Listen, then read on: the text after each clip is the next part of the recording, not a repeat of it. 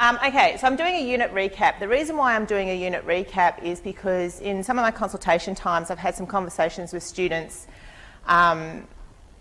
where I think it seemed an opportune time, this being week 9 after a break, to have a bit of a revisit to what this unit is about. So if you remember, I talked about the whole data, information, knowledge, wisdom process. So basically this is a research methods unit. I'm teaching you research methods as in how people get the data. But you've also learnt in this unit how that data is then turned into information using analysis. So week 11 we do the, which wasn't on the, what's coming up? Anyway, wrong slide, never mind. So in week 11 we do analysis week. And so you'll actually do the hands-on analysis of how we turn that data into information. And then of course comparing the information to your original research question is what turns it into that knowledge. All right? So you guys are doing all this. You've done it. The paradigms and all that sort of thing are about how the information becomes knowledge. So that's what this unit is about. This unit is teaching you how data moves through these phases and into wisdom. The whole wisdom aspect of this unit is actually the literature reviews that you guys have been doing. Okay, so when we go into the knowledge, which is the journal articles, the books and all that sort of stuff, when you read those things, bring them together, that is the wisdom that you are creating for you. And then you apply that wisdom in things like essays. Okay, so that's kind of that whole thing that this unit is getting you to understand, is that there are different ways of getting data, different ways of turning that into information and different ways of turning that into knowledge, but you are doing all of it in practice when we get to the wisdom level.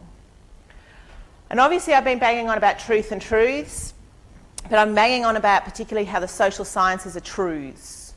Okay?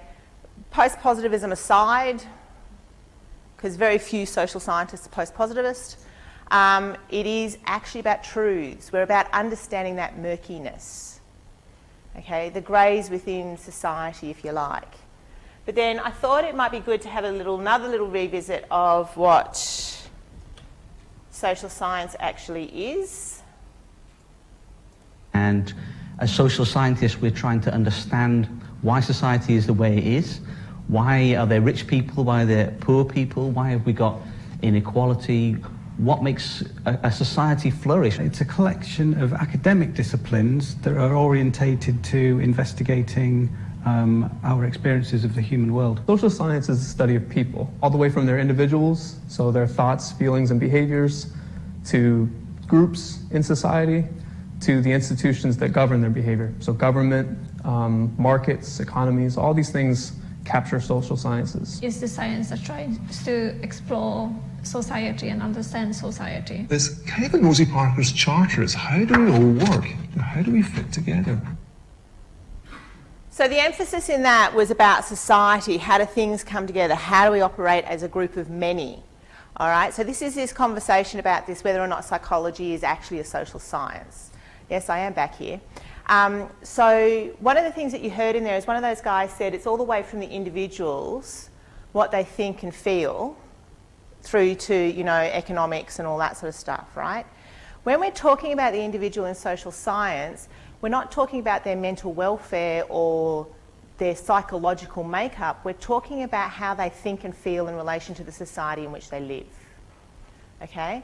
So for your assessment D, you're interviewing individuals, but then you're bringing those individual concepts together to put forward your knowledge. All right? You're building from the data of the individual into the information and into the knowledge to make a judgment or a discussion about society. All right? So the social sciences really are in the space of the many. We're interested in understanding the many. I mean, even Goffman in the toilets, who was looking at the guys as an individual thing and then he went out and interviewed them individually, was then making claims about how society perceived homosexuality and then was contesting that idea. Okay? So there is that whole sort of thing.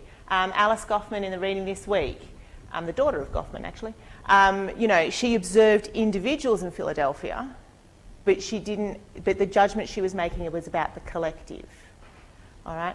So it's important to understand as social scientists what we're doing in relation to individuals versus society. But we are interested in how do we all come together and what we're doing to each other and for each other and things like that. All right, so some people do include it in psychology. In fact, one of the readings I think actually did mention psychology.